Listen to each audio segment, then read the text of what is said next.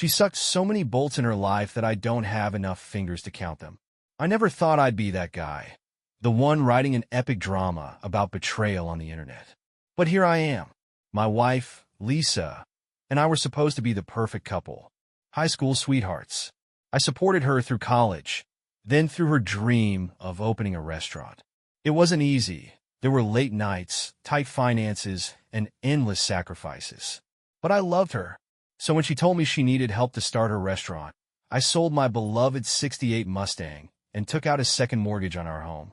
That restaurant was her baby, her dream, or so I thought. At first, everything seemed great. The restaurant, Lisa's Table, was a hit in town. It became a local hotspot, and Lisa flourished in her new role as owner and manager. I was so proud of her. She was confident, glowing with success, and busier than ever. I didn't mind picking up extra slack at home. I believed in her. But then, things started to feel off. Lisa was spending more time at the restaurant than she ever did at home. I chalked it up to her dedication. When she started dressing up more than usual, I convinced myself it was for the business. When she bought a new perfume she never wore around me, I reasoned that maybe she just forgot to put it on before leaving the house. The first real crack in the facade came from Lisa's director of operations, Brandon. Brandon wasn't just her employee. He was an old friend of mine. He'd worked with me in my first job in high school, and I trusted him like a brother.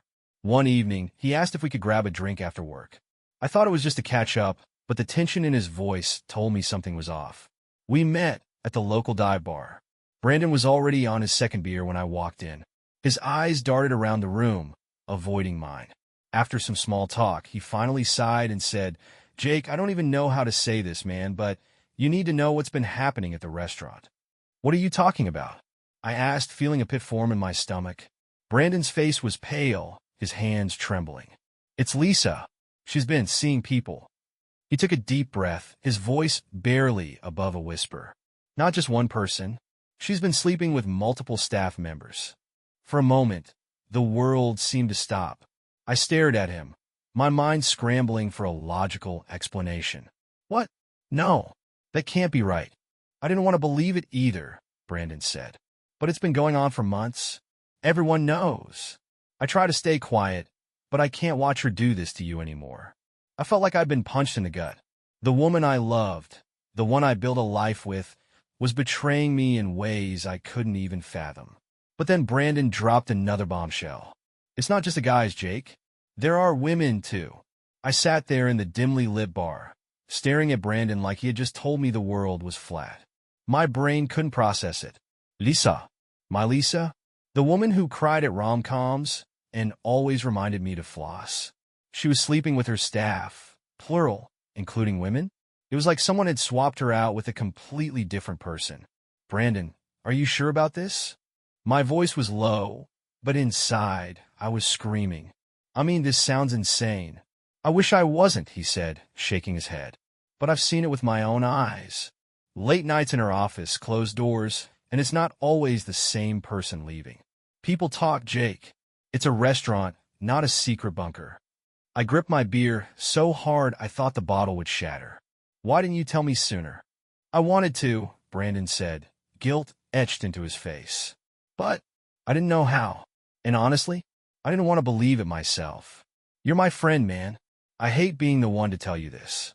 My first instinct was to run straight to Lisa and demand answers, but something stopped me. Maybe it was the way Brandon looked at me, like there was even more he wasn't saying. Or maybe it was the tiny, nagging voice in my head reminding me that Lisa had been acting weird for months. Either way, I knew I couldn't just go home and pretend everything was fine. Not after this. "What else do you know?" I asked, my voice cold. "Tell me everything." Brandon hesitated, taking a long swig of his beer. "There's one guy she's been seeing regularly, Matt, the sous chef. And there's Carly, one of the servers. They're not exactly subtle. I've caught them sneaking around during shifts." My stomach churned. Matt and Carly were practically kids, barely in their 20s. What the hell was Lisa thinking? "And there's more," Brandon added reluctantly. "She's been using the restaurant's funds for personal stuff. Fancy hotel rooms, gifts. It's all in the expense reports. I can get you copies if you need proof." I sat back, trying to steady my breathing, It was like my entire marriage was unraveling in front of me. The woman I thought I knew was a stranger, and her betrayal was deeper than I ever imagined. She wasn't just cheating on me. She was using the business I sacrificed everything for to fund her affairs.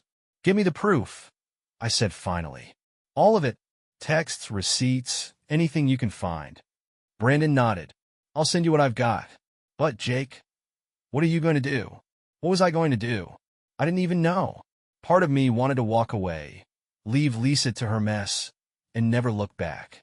But another part, the angrier, pettier part, wanted to burn her entire world to the ground. She wasn't just betraying me.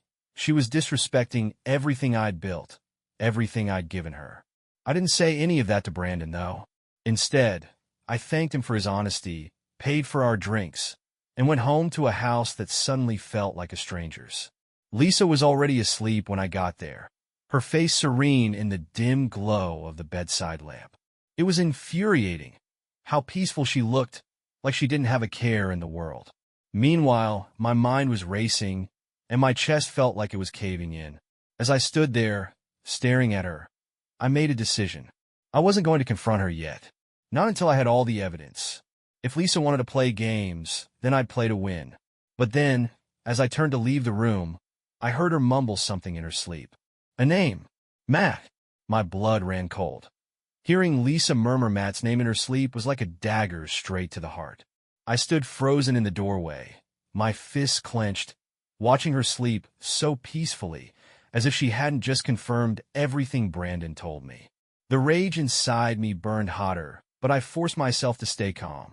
Confronting her now wouldn't get me the answers I needed. No, I had to be smart about this. The next morning, Lisa acted like nothing was wrong. She hummed while making coffee, gave me a quick kiss on the cheek, and left for the restaurant without a second glance. It was a regular day in her eyes. But for me, everything had changed. As soon as she left, I called Brandon. "You said you could get me proof," I said, my voice low. "How soon can you get it?" "Give me until tonight," he replied.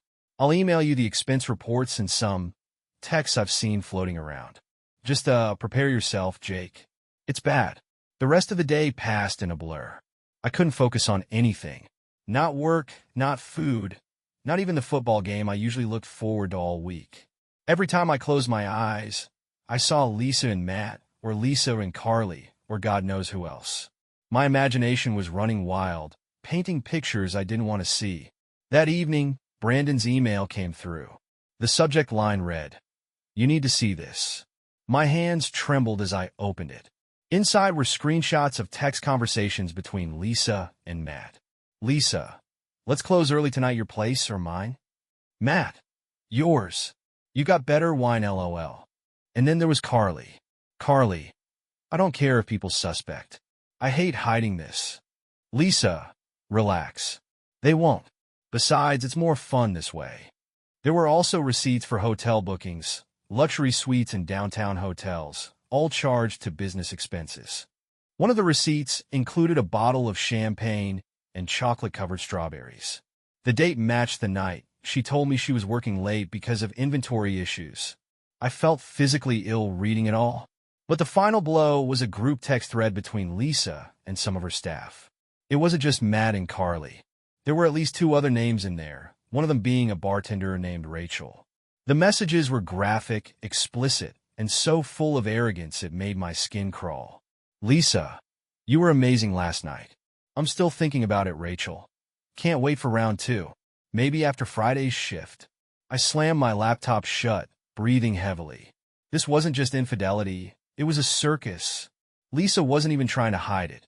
She had turned my investment, my sacrifice, into her personal playground. For a moment, I thought about confronting her that night. But then, an idea hit me, a dark, vindictive idea. If Lisa wanted to humiliate me, I'd make sure she paid for it in ways she couldn't imagine. I wasn't just going to expose her. I was going to take everything she valued, starting with that damn restaurant.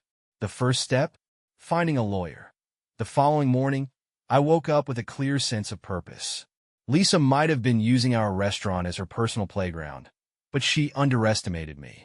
She thought I'd be oblivious forever, too trusting, too invested in the image of our perfect marriage to notice the cracks. She was wrong. I was done playing the fool.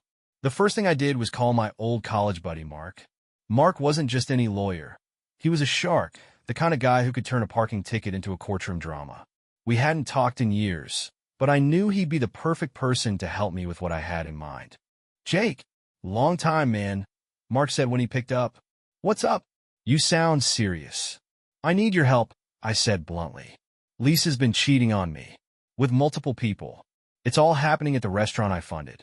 I want her out, and I want the business." Mark let out a low whistle. "Wow, that's messy. But you're lucky you called me. You still have full financial stake in the restaurant." "Yeah, I paid for everything," I said. "She's just the face of it. The ownership is in my name." "Good," Mark replied. "Then we have leverage. But listen, Jake, if you're serious about taking the restaurant, you're going to need solid evidence. Financial mismanagement, breach of trust, anything that shows she's unfit to run the place. Can you get me proof?" "I already have it," I said, thinking of Brandon's email. "Texts, receipts, the works." Mark laughed. "You've been busy. All right, send it all over, and let's set up a meeting to talk strategy. Just one question. Do you want revenge, or do you want to rebuild?" I paused, the weight of his words settling over me. Did I want revenge? Absolutely. But more than that, I wanted to make sure Lisa couldn't hurt me, or anyone else again. "Both," I said finally. "I want her to pay, and I want to rebuild on my own terms." "Then let's get to work," Mark said. After we hung up, I forwarded all of Brandon's evidence to Mark and sat back, trying to steady my nerves. It felt good to have a plan, but it also felt surreal. Less than a week ago, I thought Lisa and I were just going through a rough patch. Now, I was plotting to dismantle her life. That evening, Lisa came home later than usual. She smelled like perfume that wasn't hers, a light, floral scent I didn't recognize. My stomach churned, but I forced myself to stay calm. "How was work?" I asked, keeping my voice steady. She glanced at me, her smile thin and forced. "Busy. Inventory's a nightmare right now." I bit back a bitter laugh. "I'm sure it is." Her eyes flicked to mine, and for a moment, I thought I saw a flicker of suspicion. But she quickly shrugged it off and disappeared into the bedroom, leaving me alone with my thoughts. As soon as she was out of earshot, I pulled out my phone and texted Brandon. "I need you to keep an eye on Lisa for the next few days. Let me know if anything unusual happens." His reply came quickly. "You got it. I'll let you know if she pulls anything shady." It felt strange to be sneaking around like this, but it was also empowering. Lisa thought she was the puppet master pulling all the strings, but she had no idea I was already cutting the cords. The next morning, Mark called me with good news. "Jake, I've gone through everything you sent me. This case is airtight. Between the financial mismanagement, the affairs, and the misuse of funds, we have enough to not only take the restaurant but also tank her reputation if it comes to that." "Perfect," I said, feeling a grim sense of satisfaction. "What's our next move?" "We'll file a motion to freeze the restaurant's assets," Mark said. "That'll stop her from using company money for her extracurricular activities. After that, we'll work on shifting control of the business back to you." It was happening. The plan was in motion. Lisa's little empire was about to crumble, and she didn't even see it coming. But then, later that night, Brandon called me with something I didn't expect. "Jake," he said, his voice low and urgent, "you're not going to believe this. Lisa's been talking about opening a second restaurant with Matt. She's been telling the staff it's her next big move." I froze. "With Matt? Using our money?" "Yep," Brandon said. "She's calling it a business expansion, but we both know what's really going on." I gripped the phone, my knuckles white. Lisa wasn't just cheating on me. She was planning to cut me out entirely. Game on. The revelation that Lisa was planning a second restaurant with Matt hit me like a sledgehammer. It wasn't enough that she'd turned my restaurant into her playground. Now, she was scheming to build her little empire on top of my sacrifices. With one of the very people she betrayed me with, I could feel the rage simmering just beneath the surface, but I couldn't let it consume me. Not yet. The next morning, I called Mark. "She's planning to open a second restaurant," I said, skipping the pleasantries. "With Matt." Mark was quiet for a moment. "Are you sure about that?" I've got Brandon on the inside. He overheard her talking about it to the staff. Mark sighed. Well, that complicates things. If she's already making plans, she might try to move assets or funds into that new venture. We need to act fast. What do we do? I'll expedite the asset freeze, Mark said. But we'll need more than that. You need to show she's mismanaging the restaurant and prove that her actions could damage the business long term. That way, when we go to court, the judge will see you as the responsible party. I thought back to Brandon's email. Between the hotel stays, the lavish dinners, and the chaotic personal relationships, Lisa had been anything but responsible. I've got plenty of evidence to show she's running the place into the ground, I said. And if I don't, I'll get more. Good, Mark replied. And Jake? Don't let her know what's coming. Not yet. I hung up and spent the rest of the day plotting my next move. If Lisa wanted to play dirty, I'd have to get even dirtier. But I wasn't just fighting for revenge. I was fighting for the business I'd built, the life I'd sacrificed for. I wasn't going to let her take that away from me. That night, Brandon texted me again. Lisa and Matt left together after closing. She told the staff she's scouting locations for the new restaurant. My jaw tightened. It was like she wasn't even trying to hide it anymore. I texted Brandon back. Keep documenting everything. I'll handle the rest. The next morning, I decided to pay an unexpected visit to Lisa's table.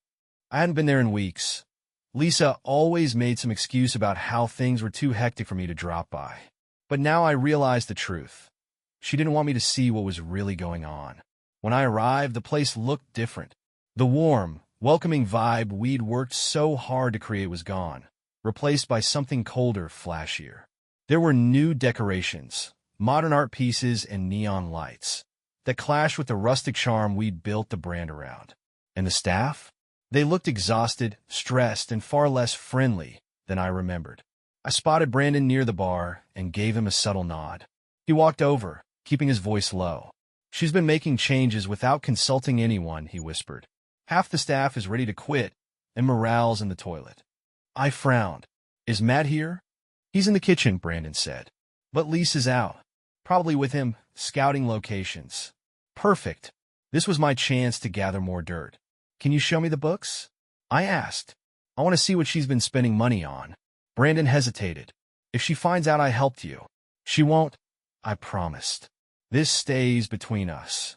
Reluctantly, Brandon led me to the office. It was a mess. Papers strewn everywhere, sticky notes stuck haphazardly to the desk. I rifled through the drawers, finding invoices for overpriced equipment, receipts for luxury meals labeled as team meetings, and even a few suspicious-looking cash withdrawals. Then I saw it, a lease agreement. Lisa had already signed a preliminary contract for a second restaurant. The address was listed as a high-end location downtown. My stomach turned as I read the fine print. She'd used funds from our restaurant to secure the deposit. I snapped pictures of everything and sent them straight to Mark. His response came almost immediately. This is gold. Sit tight. I'm filing the asset freeze today. As I left the office, I couldn't help but feel a dark satisfaction. Lisa thought she was untouchable, but her house of cards was starting to wobble. And when it fell, I'd be there to watch it crumble. But just as I was about to leave, I got a text from Brandon. Lisa's back. And she's not alone.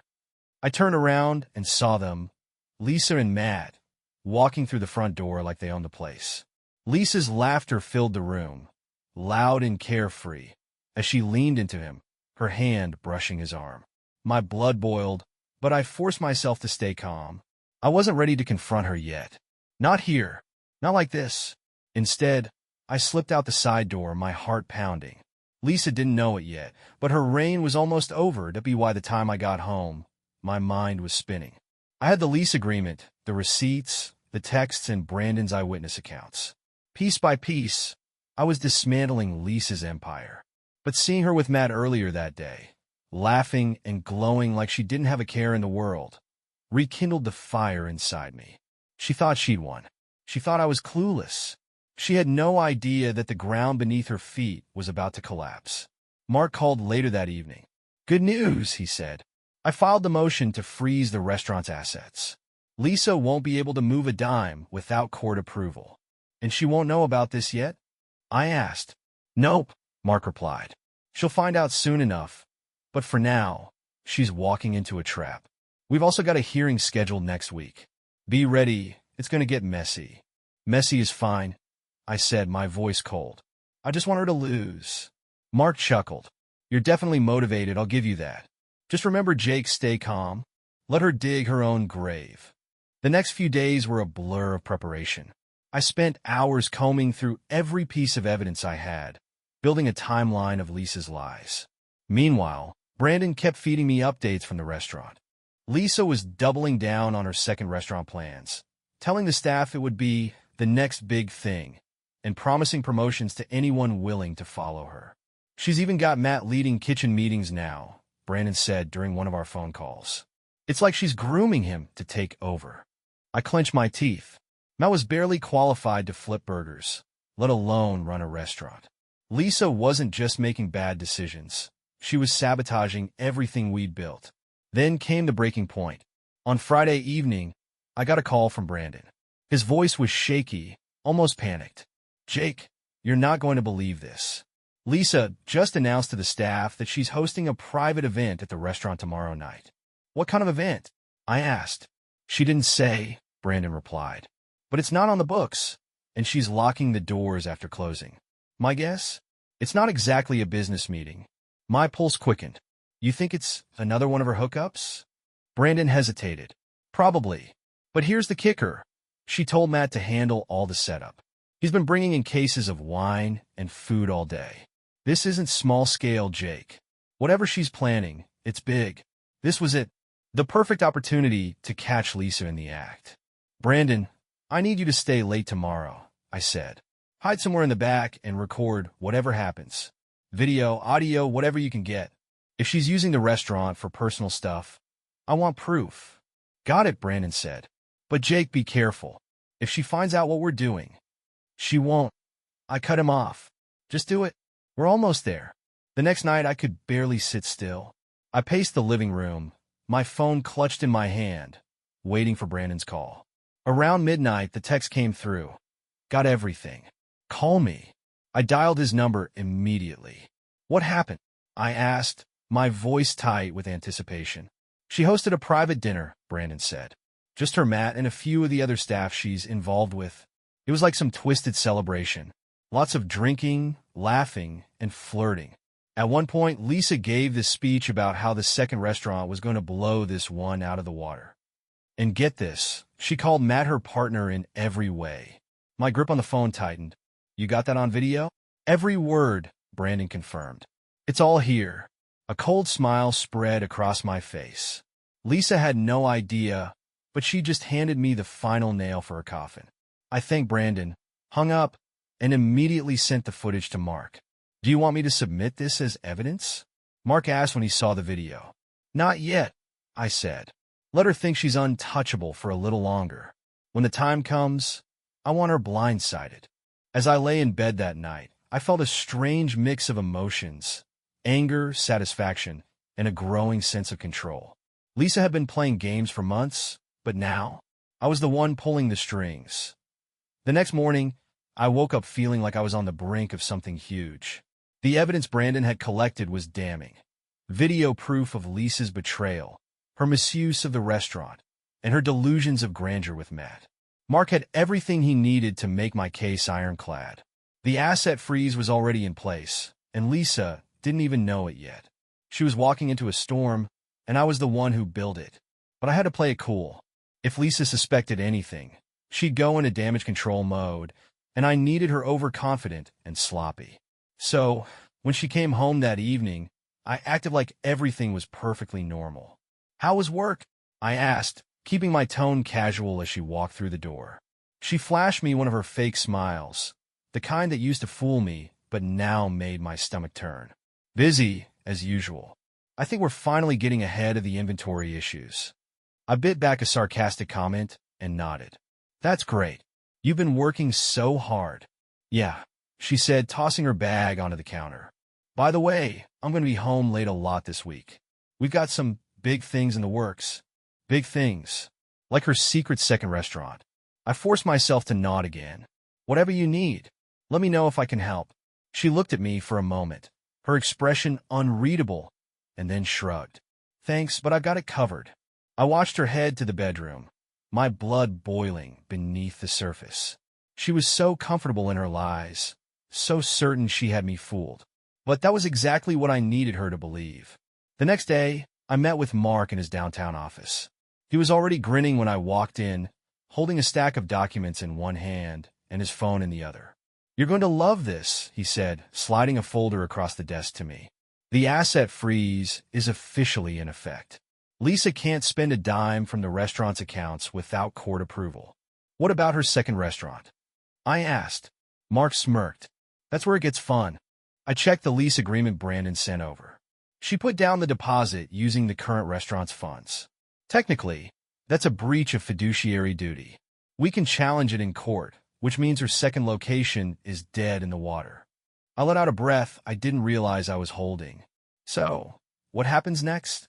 "We've got the preliminary hearing in 2 days," Mark said. "That's when we'll present the evidence and argue that you should take full control of the restaurant. If the judge agrees, Lisa will be completely cut off." "And the staff?" I asked. "What happens to them?" "That's up to you," Mark said. "Once you have control, you can decide who stays and who goes. But if I were you, I'd keep Brandon. He's been invaluable." I nodded. "He's not going anywhere." Mark leaned back in his chair, his grin widening. "You've got this, Jake. By the end of the week, Lisa's going to be out of a job, out of options, and out of excuses." That evening, I decided to visit the restaurant one more time before the hearing. I told Lisa I was meeting an old friend for dinner, and she barely even looked up from her phone as I left. When I arrived, the place was buzzing with the usual dinner rush. Brandon greeted me near the bar, his face lighting up when he saw me. "You're here," he said, glancing around nervously. "Lisa's not here tonight, but Matt is." "Perfect," I said. "Let's take a look at the kitchen." As we walked through the back, I noticed how chaotic everything was. The staff seemed disorganized, snapping at each other and rushing around with barely controlled frustration. It was a far cry from the smooth, efficient operation we'd built when I was more involved. In the kitchen, Matt was barking orders like he owned the place. His tone was harsh, and his instructions made no sense. At one point, he yelled at a line cook for overcooking a steak, even though the ticket clearly said medium well. Brandon leaned in close. "He's running this place into the ground. Half the staff hates him, and the other half is scared of him." I watched Matt for a few more minutes, my anger building. He wasn't just incompetent, he was a liability. Lisa had put him in charge, and it showed. This wasn't the restaurant I'd poured my heart and soul into. It was something else entirely. As I turned to leave, I caught a glimpse of the bulletin board near the kitchen door. Pinned to the top was a calendar, and scrawled across the next Saturday was a note in Lisa's handwriting. "Grand opening party, new location." The audacity. She was planning to announce her second restaurant before it was even approved. It was reckless, arrogant, and exactly the kind of mistake I needed her to make. I snapped a photo of the calendar and sent it to Mark. His reply came instantly. "This is perfect. We'll use it in court. See you in 2 days." As I walked out of the restaurant that night, I felt an unfamiliar sense of calm. For the first time in weeks, I knew exactly how this was going to end. Lisa thought she was untouchable, but in 2 days, she was going to find out just how wrong she was. The morning of the hearing, I woke up before the alarm. For a second, I just lay there, staring at the ceiling, letting the weight of the day settle over me. This was it. The day everything would come to light. Lisa's lies, her betrayal, her reckless behavior. It was all about to be laid bare in court. Part of me was nervous, but a bigger part of me was ready. I'd spent weeks preparing for this moment, and now it was time to act. Lisa, of course, had no idea what was coming. She got up at her usual time, humming to herself as she got dressed. "Busy day at the restaurant," she said casually, slipping on her heels. "I'll probably be home late again." I nodded, forcing a neutral expression. "Good luck with everything." "Thanks," she said, flashing me a quick smile before heading out the door. As soon as she was gone, I grabbed my suit and headed to Mark's office. He was waiting for me, looking as calm and collected as ever.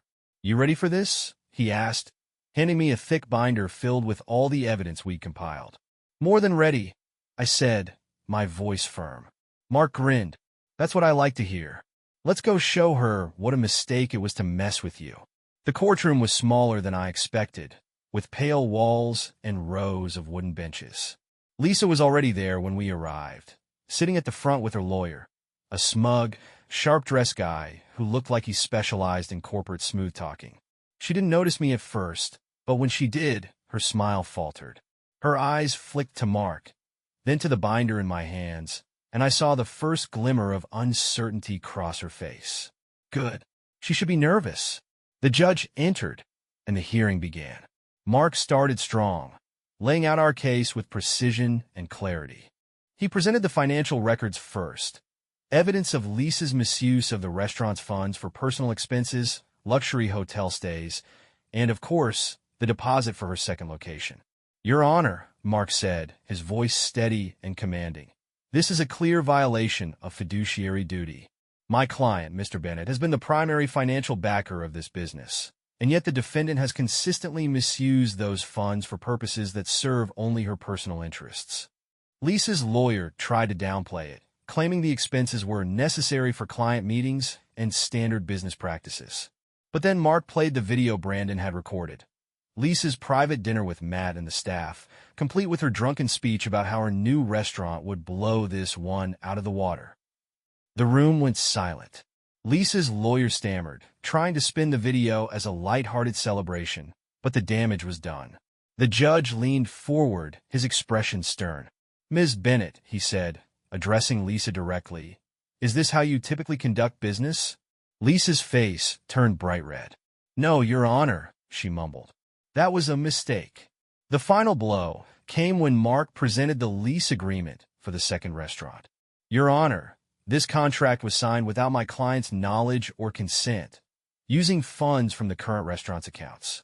Not only is this financially reckless, but it also jeopardizes the future of the existing business.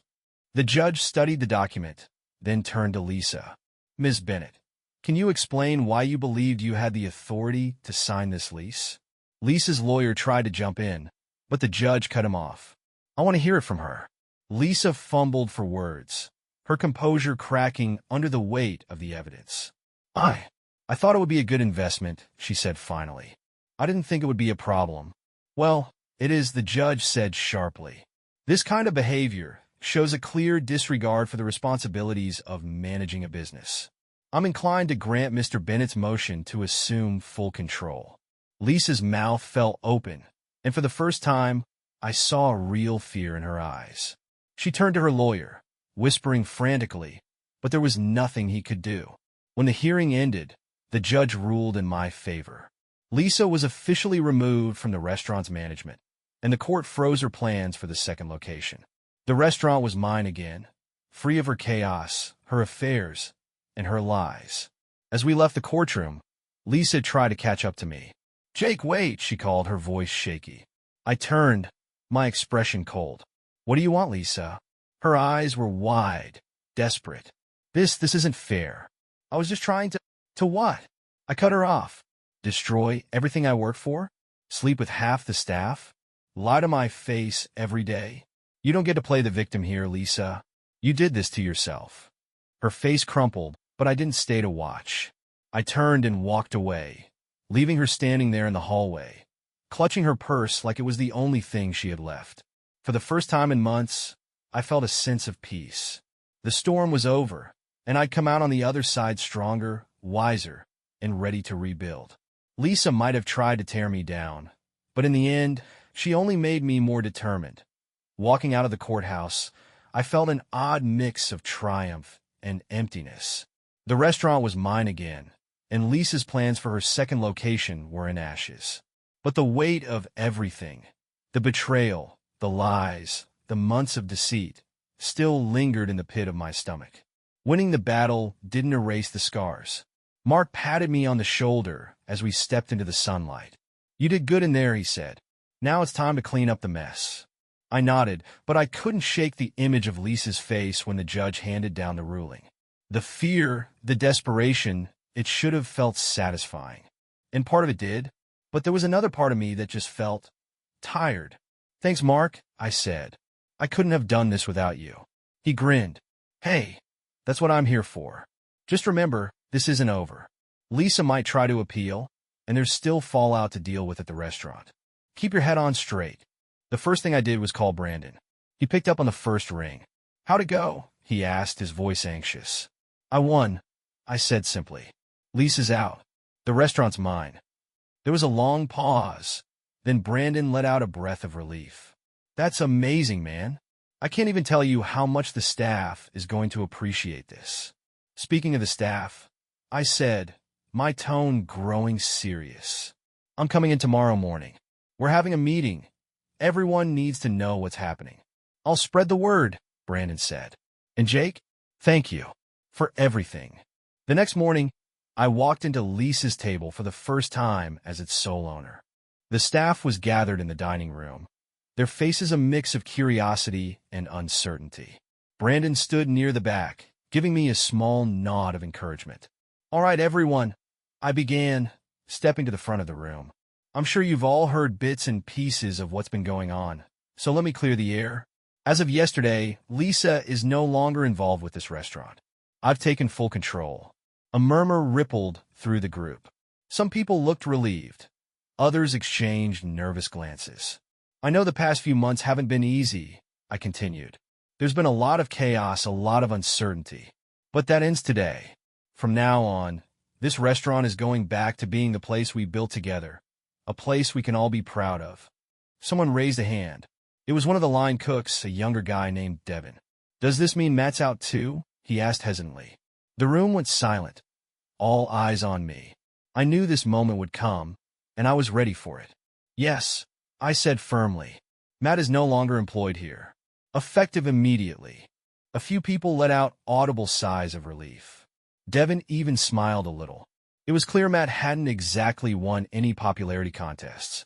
Look, I said, softening my tone, I know this has been a rough time for all of us, but I want you to know that I'm committed to making things better.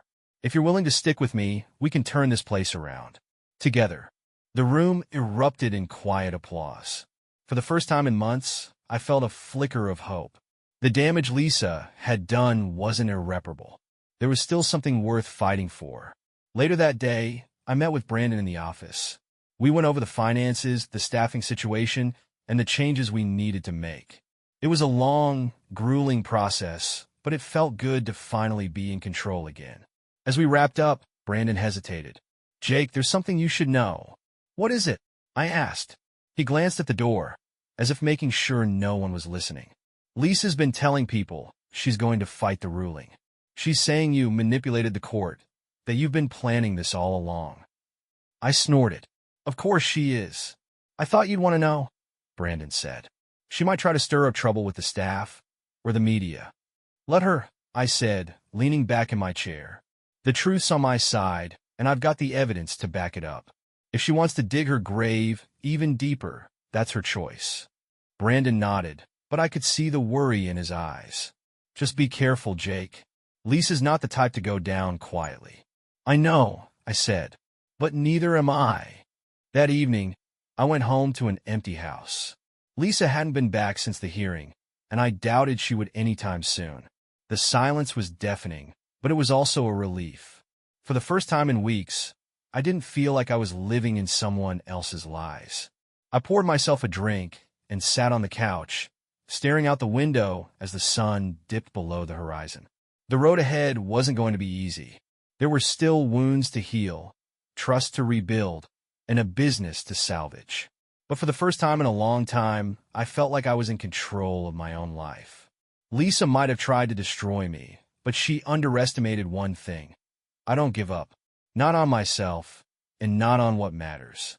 And this was just the beginning that a week passed. The restaurant began settling into a new rhythm. Without Lisa's chaos, things started to feel normal again. Staff morale was improving, customers were returning, and for the first time in months, I felt like the place was mine again. It wasn't perfect, but it was progress. That's why the email from Lisa hit me like a brick. It came late one night as I was going over inventory. The subject line read, "You'll regret this."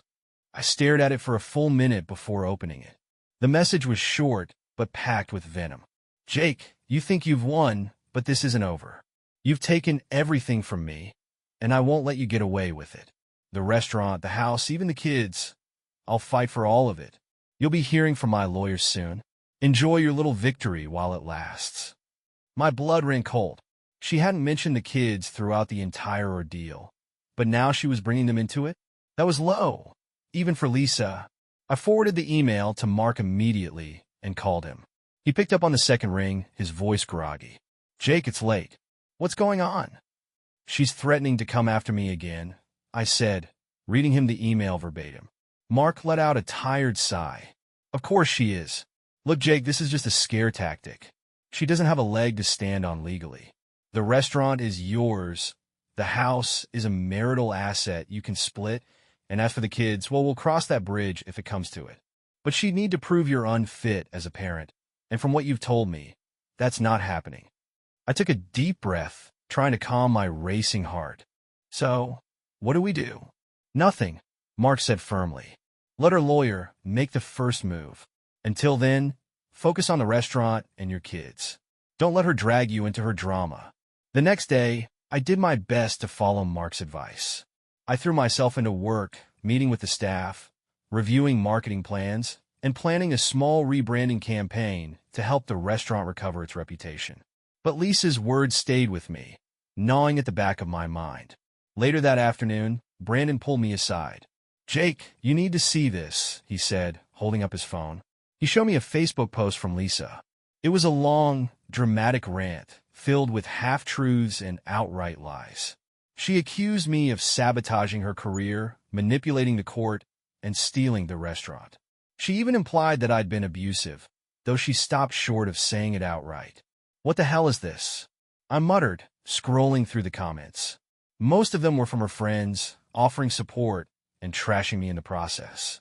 A few people from the restaurant chimed in too, clearly unaware of the full story.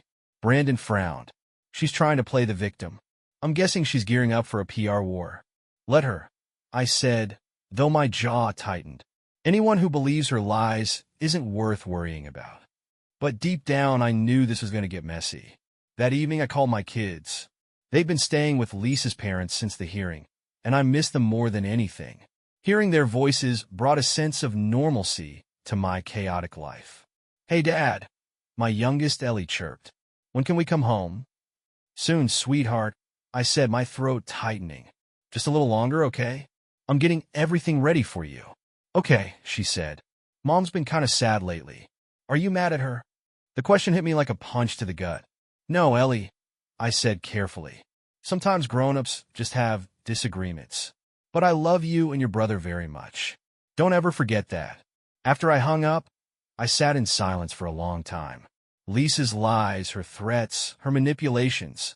It wasn't just about me anymore. She was dragging our kids into this, and that was something I couldn't forgive. The next morning, I called Mark again. We need to prepare for the worst, I said.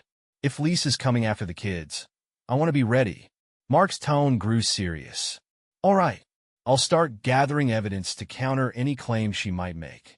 But Jake, be careful. If she's willing to go this far, there's no telling what she'll do next. That afternoon, I got another call, this time from an unfamiliar number. When I answered, a woman's voice came through, sharp and cold. Mr. Bennett, this is Lisa's attorney. We need to discuss custody arrangements and property disputes. I suggest you prepare yourself. The fight wasn't over. It was just beginning. That Lisa's attorney's call was a gut punch, but not entirely unexpected. I sat there gripping the phone, replaying her words in my mind. Lisa wasn't just threatening anymore. She was taking action. And now, it wasn't just the restaurant or the house on the line. She was coming after the one thing I couldn't bear to lose, my kids. That night, I met with Mark in his office. He looked calm, but his usual sharp grin was missing.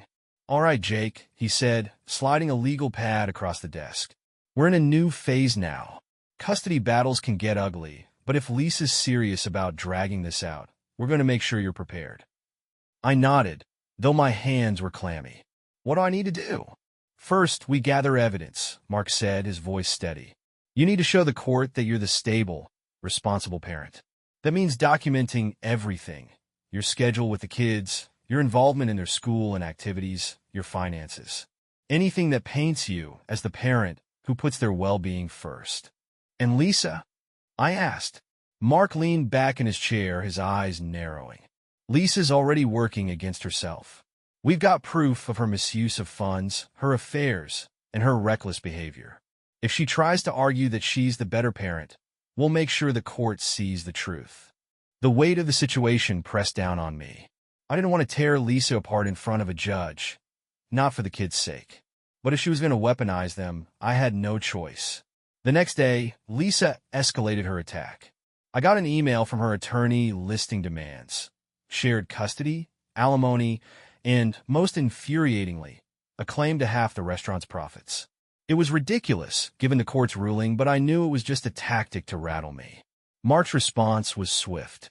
He drafted a counteroffer that rejected nearly all of Lisa's demands and sent it back within hours.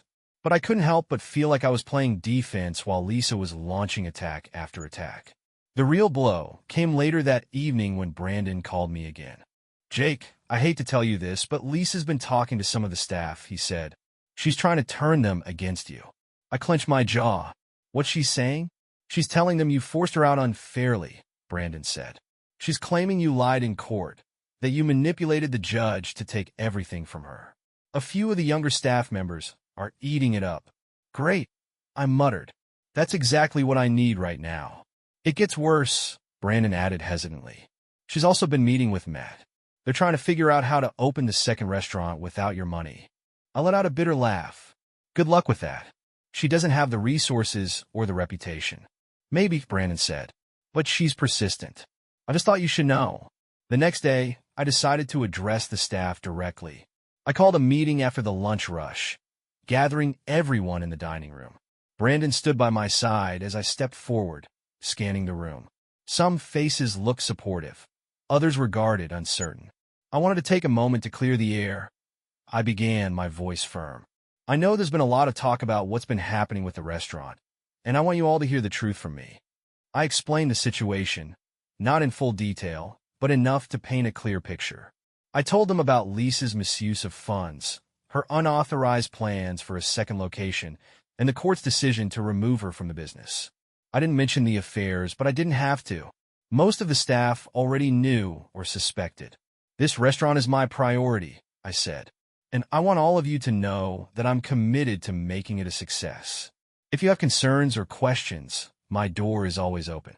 But if anyone feels like they can't support this direction, I understand. I only want people here who believe in what we're building." The room was quiet for a moment, then Brandon spoke up. "Jake's done more for this place than anyone else. If it weren't for him, we wouldn't even have a restaurant. I think we owe him the chance to turn things around." A few staff members nodded, and slowly, the tension began to ease. But I could still feel the undercurrent of doubt from some. Lisa's poison had left its mark, and it would take time to undo it. That night, I got another text from Lisa.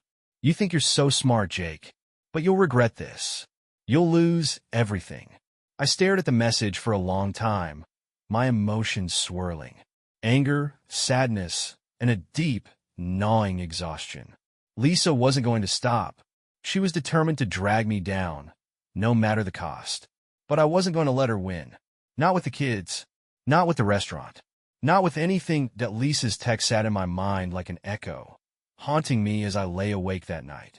It wasn't enough for her to ruin the restaurant, lie to the staff, and betray me in every way imaginable. Now, she was going to drag the kids into the mess she created. The next morning, Mark called with an update. "Lisa's filed a formal custody motion," he said bluntly. "She's claiming you're emotionally unstable and unfit to care for the children." I nearly dropped the phone. "Unfit? What the hell is she talking about?" "She's grasping at straws," Mark said. "Her argument is weak, but we can't take any chances. I need you to start gathering everything that proves you've been a stable, present father. Photos, school records, doctor visits, anything that shows your involvement." I nodded, though my mind was racing. "What about her?" I asked. "Can't we show that she's the one who's unstable?" "Oh, don't worry," Mark replied with a sharp edge in his voice. "We're going to dig into everything. Her affairs, her misuse of funds, her reckless behavior. It's all fair game in a custody battle. But Jake, this is going to get ugly. You need to be ready. The next few days were a blur of preparation. I dug through old photo albums, school newsletters, and emails, pulling together every scrap of evidence that showed I was an active, responsible parent. At the same time, Mark began building a case against Lisa. It didn't take long for Brandon to come through with more ammunition. "Jake, you're not going to believe this," he said one afternoon. "Lisa's been bragging to some of the staff about how she's going to win the kids and make you pay." I gritted my teeth. "Did anyone record her?" "Not yet," Brandon said. "But she's getting bolder. I'll see what I can do." Then, one evening, I got a call from Lisa's parents. It was her mother, Susan, and she sounded tired. "Jake, we need to talk," she said. "This situation is tearing the family apart." I sighed, leaning back in my chair. "Believe me, Susan, I didn't want it to come to this. Lisa's the one dragging this out." "I know," she said quietly. "She's been difficult. But Jake, please don't let the kids suffer because of this." "Everything I'm doing is for the kids," I said firmly. "Lisa's the one who's putting them in the middle." Susan hesitated. "You know how Lisa gets when she feels cornered. She's lashing out, but deep down, she's hurting." I shook my head. "That's not an excuse. She's trying to use the kids to hurt me, and I won't stand for it." There was a long pause. "Just promise me you'll do what's best for them," Susan said finally. "I will," I said, "no matter what." The first custody hearing was scheduled for the following week. Mark and I walked into the courthouse early, armed with stacks of evidence. Lisa was already there, sitting with her lawyer. She glanced at me as I walked in, her expression a mix of defiance and desperation. The hearing was brutal. Lisa's lawyer painted a picture of me as a work-obsessed, emotionally detached father who had abandoned his family to focus on the restaurant. They even brought up moments from years ago, twisting them to fit their narrative. But then it was our turn. Mark was relentless, presenting evidence of Lisa's reckless behavior, her affairs with staff members, and her misuse of funds. He showed photos and school records proving my involvement in the kids' lives, as well as testimony from neighbors and friends who vouched for my character. The real turning point came when Mark introduced a series of texts and emails from Lisa to her lawyer, messages Brandon had helped me obtain. In them, she admitted to using the custody battle as leverage to make Jake suffer. The judge's expression hardened as he read them, and I saw Lisa shift uncomfortably in her seat. When the hearing ended, the judge announced a temporary custody arrangement. I would retain primary custody, with Lisa granted visitation rights under supervision. It wasn't a final ruling, but it was a win. As we left the courthouse, Lisa caught up to me. "Jake, wait," she said, her voice trembling. I turned to face her, my expression cold. "What do you want, Lisa?" Her eyes filled with tears. "This isn't how it was supposed to go. I didn't want it to get this bad." "You did this," I said sharply. "You made this mess, and now you're trying to act like the victim. I won't let you manipulate me, or the kids." She opened her mouth to argue, but seemed to think better of it. Instead, she wiped her eyes and walked away, leaving me standing on the courthouse steps. That evening, I picked up the kids from Lisa's parents. Ellie ran to me first, throwing her arms around my waist. "Daddy, can we go home now?" I smiled, hugging her tightly. "Yes, sweetheart, let's go home." As I drove them back to the house, I felt a surge of determination. Lisa might have thought she could use the kids as pawns, but I wouldn't let her. This fight wasn't over, but for the first time, I felt like I was winning where it truly mattered. Life at home with the kids brought a sense of peace I hadn't felt in months. Ellie's laughter filled the house again, and my son, Lucas, had started showing me his new school projects, something he hadn't done in a while. It was like they could finally breathe. But Lisa wasn't giving up. 3 days after the temporary custody ruling, I got an email from her attorney. It was a request to revise the visitation schedule, claiming Lisa's limited time with the kids was detrimental to their emotional development. The kicker? They wanted unsupervised visitation every weekend. I forwarded the email to Mark immediately. His response came within minutes. "This is absurd. Don't worry. I'll handle it." Still, I couldn't shake the feeling that Lisa was up to something. She wasn't fighting for more time with the kids out of love. She was using them as a tool to claw back some sense of control. That evening, I got a call from Brandon. His voice was tense. "Jake, you're not going to like this."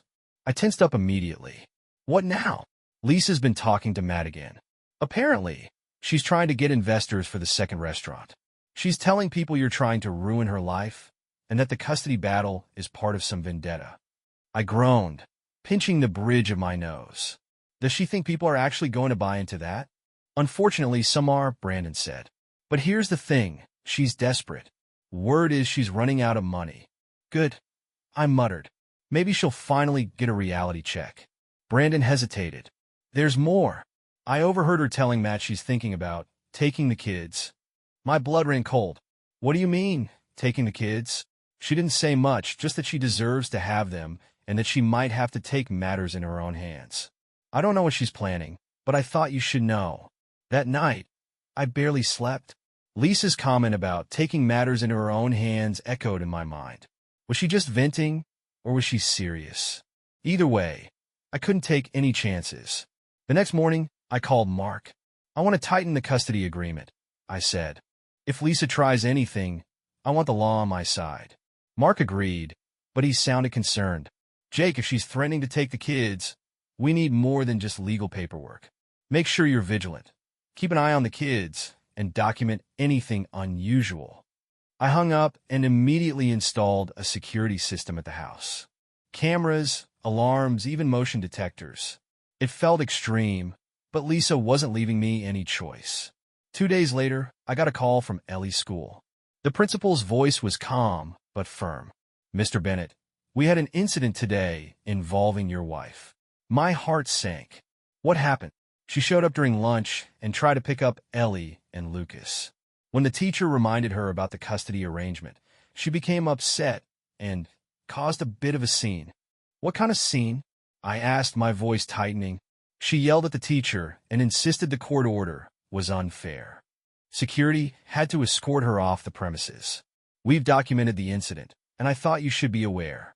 I thanked the principal and hung up, my hands shaking with a mix of rage and fear. Lisa was spiraling, and now she was dragging the kids into her chaos. That evening, I confronted her over the phone. "What the hell were you thinking, Lisa?" I demanded. "Showing up at the school like that? You scared the kids." "I have a right to see them," she snapped. "You've taken everything from me, Jake. The restaurant, the house, the kids. You've left me with nothing." "You did this to yourself," I said coldly. "Don't blame me for your choices." There was a long pause. When Lisa spoke again, her voice was low and venomous. "You think you've won, but this isn't over. You don't get to take my kids from me. I'll do whatever it takes to get them back." "You're only making things worse," I said. "If you care about them at all, you'll stop this madness." But she hung up before I could finish. I called Mark again, filling him in on everything. He sighed deeply. "This is escalating faster than I expected. I'll file for an emergency hearing to address her behavior. But Jake, you need to be prepared for anything." "What do you mean?" I asked. "If Lisa's desperate, she might try something drastic," Mark said. "Just keep your guard up." That night, as I tucked the kids into bed, I couldn't help but feel a growing sense of dread. Lisa was unraveling, and I had no idea what her next move would be. All I knew was that I had to protect my kids, no matter what. The days after the custody hearing were peaceful, almost unsettlingly so. For the first time in months, I felt like I could breathe. The kids were home, the restaurant was stabilizing, and Lisa's venomous games seemed to have lost momentum. But I wasn't naive. I knew Lisa well enough to know she wouldn't go down without one final, desperate move. It came sooner than I expected. One afternoon, Brandon called me, his voice urgent. "Jake, we've got a situation." "What now?" I asked, already bracing for the worst. Lisa showed up at the restaurant. She's in the dining room, talking to some of the staff. "What is she doing there?" "She's not allowed to be on the premises." I snapped, grabbing my keys. "I know," Brandon said, "but she's saying it's a social visit. You need to get here. Fast."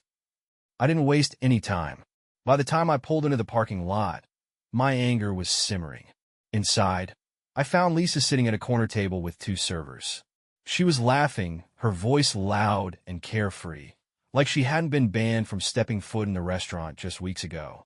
"Lisa," I said, my voice sharp enough to cut glass. The room went silent as everyone turned to look at me. "What are you doing here?" She looked up, feigning innocence. "Jake, relax. I was just catching up with some old friends. You know you're not supposed to be here," I said, trying to keep my voice steady. "This isn't your place anymore." Her smile faded, and for a moment, I saw the old Lisa, the one who could twist a situation to her advantage in an instant. "This was my place too," she said, standing up. "You wouldn't have this restaurant without me. And I wouldn't have lost years of my life cleaning up your messes without you." I shot back. "You need to leave. Now." Lisa crossed her arms, her expression turning icy. "You think you've won, Jake, but you haven't. Everyone here knows you're a control freak. Do you really think they're happy working for you?" I glanced at the staff, who were watching the exchange in awkward silence. "You don't speak for them," I said firmly. "And you don't belong here. Leave, or I'll call the police." Lisa's eyes narrowed, but she grabbed her purse and stormed out, muttering something under her breath. The tension in the room lingered even after she was gone. That evening, Mark called me after hearing about the incident. "She's testing boundaries," he said. "She wants to provoke you into doing something rash. Don't give her that power." "I won't," I said, though my frustration was boiling over. "But what if she keeps coming back? I can't let her disrupt the staff like this." Mark sighed. "We can file for a restraining order to keep her off the property. It'll send a clear message that you're not playing around." "Do it," I said without hesitation. "I'm done giving her chances." 2 days later, Lisa's next move came out of nowhere. I was at the restaurant going over the books when Brandon rushed into the office, holding his phone. "You need to see this," he said, handing it to me. It was a social media post from Lisa. She'd shared a dramatic selfie, tears streaming down her face, with a caption that read, "Betrayed by the man I loved, fighting for my kids, and now being erased from the dream I built. But I'm not giving up. The truth will come out." Below the post were hundreds of comments. Some were supportive, others skeptical, but a handful were downright venomous, directed at me. "She's so strong. Men like him don't deserve women like her. I bet he cheated first. Typical. Wow, what a monster. I hope she takes him for everything he's got." I handed the phone back to Brandon, my jaw clenched. "She's really going all out, isn't she?" "She's trying to win the court of public opinion," Brandon said. "And it's working with some people." "Well, she's about to lose the one court that matters," I said, my resolve hardening. That evening, Mark called with an update. "The restraining order is in place," he said. "If Lisa sets foot on the property again, you can have her removed by the police." "Good," I said. "What about the custody case?" "I filed the new evidence we collected," Mark said. "The judge will see the text messages, the financial records, and the testimony from the staff. It's going to be hard for Lisa to spin her story after this." "And the kids?" I asked. Mark hesitated. "That's the tough part, Jake. Lisa's still their mother. The court's goal is to create a stable environment for them, not punish her. But if we stay the course, we'll make sure you keep primary custody." It wasn't the perfect answer, but it was better than nothing. I thanked Mark and hung up, my mind buzzing with everything that still needed to be done. The next morning, I got another text from Lisa. It was cryptic, almost taunting. "You're playing a dangerous game, Jake. You might win today, but I always play the long game. Watch your back." I stared at the screen, my frustration bubbling over. Lisa was unraveling, and the more desperate she became, the more reckless her moves were. But I wasn't going to let her intimidate me. Not now. Not ever. This war wasn't over, but I was ready for whatever came next. Lisa's cryptic text had been rattling around in my head for days. She always knew how to get under my skin, but this time it felt different. Desperate people are dangerous, and Lisa was running out of cards to play. I knew she'd try something dramatic. I just didn't know when or how. That answer came 2 nights later. I was at home with the kids, helping Ellie with a science project, when my phone buzzed. It was Brandon. "Jake," he said, his voice low and urgent. "You need to come to the restaurant. Now!" "What's going on?" I asked, already grabbing my keys. "Lisa showed up again," he said. "She brought a reporter." My heart dropped. "A reporter? What the hell is she doing?" "Causing a scene," Brandon said. She's out front with some camera guy, yelling about how you stole the restaurant and ruined her life. I told the kids I'd be back soon and drove to the restaurant, my hands gripping the wheel so tightly my knuckles turned white. By the time I pulled into the parking lot, a small crowd had gathered. Lisa was standing on the sidewalk, her arms waving dramatically as she spoke to the camera. The reporter looked uncomfortable, but he kept filming. I parked and got out, my jaw clenched as I walked toward her. "Lisa," I said, my voice firm. "What the hell are you doing?" She turned to me, her face twisted with fury. "What am I doing? I'm telling the truth, Jake. The truth about how you manipulated the court and stole everything from me." The camera swung to me, and I forced myself to stay calm. "Lisa, you're trespassing. Again. You need to leave." "Not until people know what kind of person you really are," she shouted. "You pretended to support me, but all you ever wanted was control. You've lied to everyone, our friends, our family, the staff. And now, you're trying to take my kids away from me." Her voice cracked on the last word, and the crowd murmured. I could see some people shaking their heads, buying into her performance. But others looked skeptical. They'd heard rumors. They'd seen enough to know Lisa wasn't the innocent victim she claimed to be. I stepped closer, lowering my voice. "Lisa, you need to leave. If you don't, I'll call the police. And this time, they'll come." She froze, her eyes narrowing. "You wouldn't. Try me," I said, pulling out my phone. For a moment, I thought she might back down. But then she smiled, a cruel, bitter smile that made my stomach turn. "This isn't over, Jake," she said, her voice dripping with venom. "You think you've won, but I'll make sure everyone knows the truth." She turned and walked away, the reporter trailing after her. The crowd slowly dispersed, leaving me standing there in the cool evening air, my anger simmering beneath the surface. The next day, Mark called me. He'd seen the footage Lisa gave to the reporter. It was already making the rounds online, though it wasn't gaining much traction. "She's trying to smear you," Mark said. "But it's backfiring. People are poking holes in her story." I let out a long breath. "What about the custody case?" "We're still on track," Mark said. "The judge has reviewed the latest evidence, and we're in a strong position. But Lisa's making things harder for herself. The more erratic she gets, the worse she looks." "Good," I said. "I'm ready for this to be over." Mark chuckled. "Just hang tight a little longer. The end's in sight." 2 days later, the final custody hearing arrived. Lisa was there, dressed in black and clutching a tissue like it was her lifeline. Her lawyer sat beside her, flipping through papers and whispering in her ear. I couldn't hear what they were saying, but Lisa's face grew darker with every word. When it was our turn to present, Mark was masterful. He laid out a clear, compelling case, highlighting Lisa's instability, her reckless financial decisions, and her disregard for the well-being of the kids.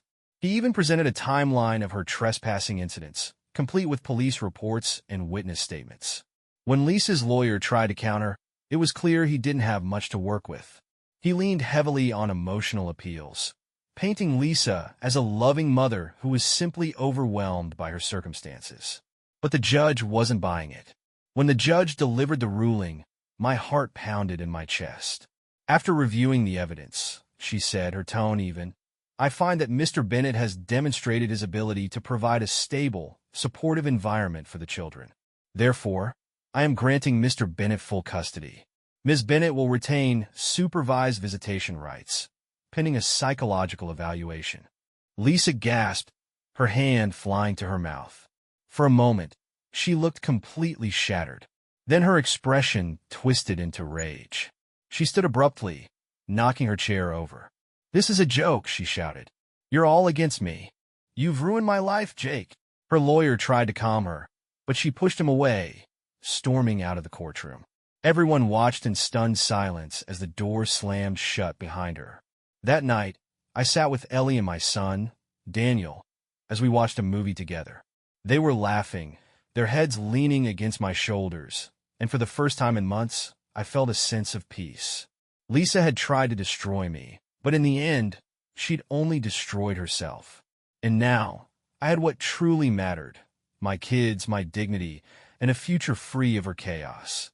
The day after the custody ruling, I woke up to a quiet house. The kids were still asleep, the sun streamed through the windows. And for the first time in what felt like forever, I felt a calm I couldn't explain.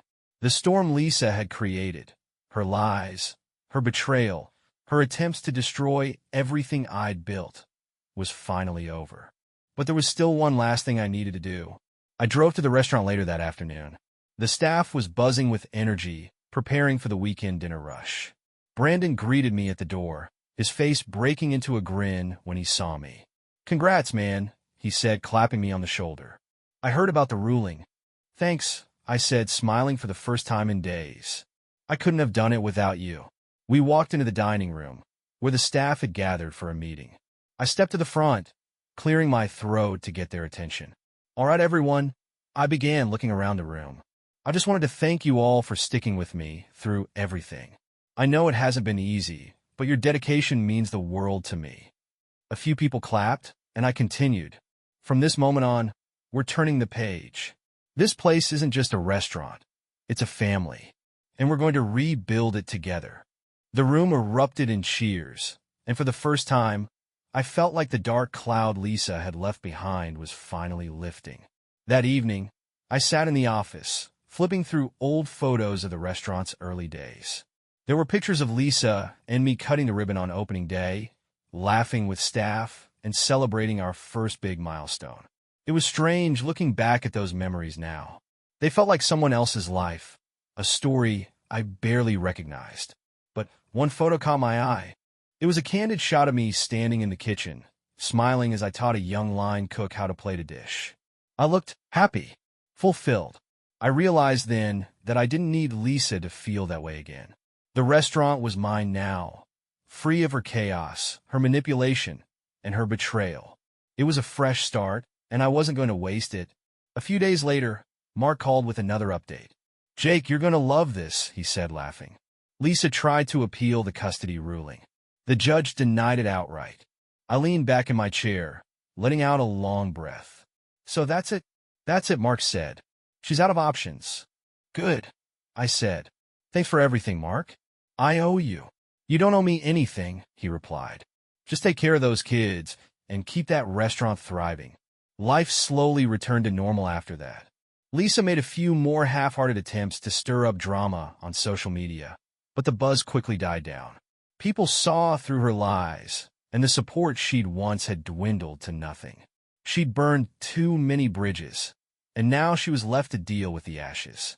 As for me, I focused on the things that mattered: my kids, the restaurant, and rebuilding the life Lisa had tried to destroy.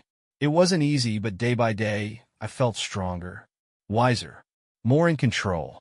One evening, as I was locking up the restaurant, Brandon came up to me. "Hey, Jake," he said, handing me an envelope. "This came for you today." I opened it and found a handwritten note inside. It was from Lisa. "Jake, I don't know if you'll ever forgive me, but I want you to know I'm sorry. I let my anger and pride ruin everything we built, and I'll regret it for the rest of my life. Please take care of the kids. They deserve better than I could ever give them. Lisa." I stared at the note for a long time, unsure how to feel. Part of me wanted to throw it away, to reject her apology as too little, too late. But another part of me, the part that still remembered the good times, however distant they felt, decided to keep it. Not as a sign of forgiveness, but as a reminder of how far I'd come. That night, as I sat with the kids watching the stars from our backyard, Ellie turned to me. "Daddy, are we going to be okay now?" I smiled, pulling her close. "Yes, sweetheart, we're going to be okay." And for the first time in months, I truly believed it.